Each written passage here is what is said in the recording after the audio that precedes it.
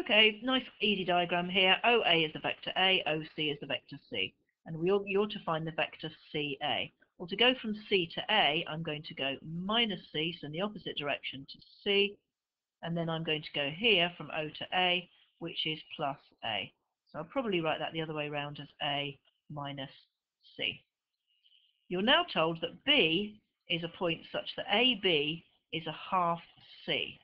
Well, what that means is that B must be in this direction, but half the distance. So in other words, about only that distance there. So from A to B is half C. So give the mathematical name for the quadrilateral. So this side must be parallel to this side. OABC then, so B is a point here. What sort of shape is that? Well, it's a trapezium.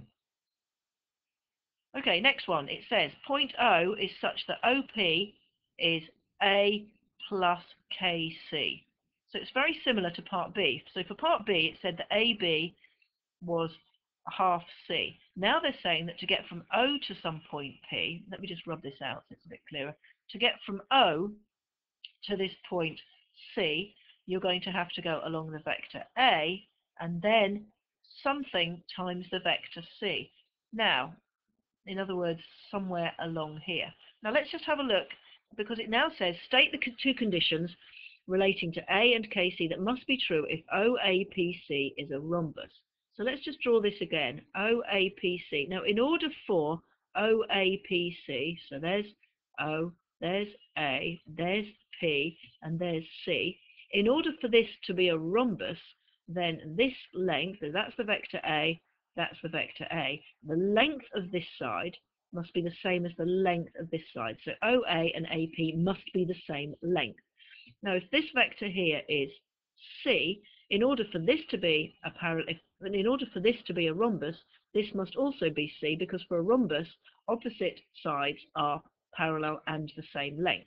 So it must be true that we must have A plus C. So to get from O to P must be A followed by C, because this vector here must be the same as this one here.